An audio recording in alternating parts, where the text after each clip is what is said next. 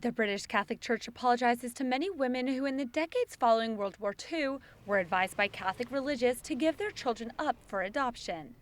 Well, I suppose when people have suffered some kind of wrong of that kind, which maybe was decades ago, the wound is there and it's never going to be possible to achieve complete healing. But it is important to show that one is willing to do whatever possible to help comfort and console and express regret and apology for what happened in the past.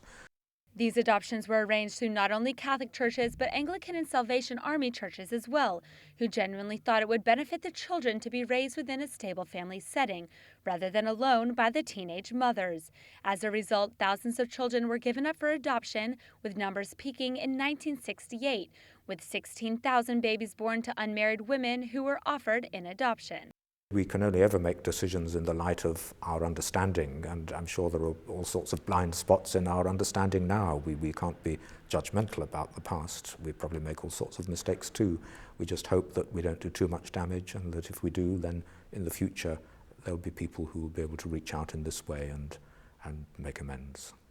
The apology was issued by the president of the Catholic Bishops' Conference of England and Wales, Cardinal Vincent Nichols, who said in a documentary called Britain's Adoption Scandal, Breaking the Silence on ITV, "We apologize for the hurt caused by agencies acting in the name of the Catholic Church." This documentary presents a handful of the affected women, many of whom are telling their story for the first time to the public. I guess if anybody had told me at the age of 17, if you part with your baby now, this is something that is going to affect the whole of the rest of your life. Are you actually aware of that?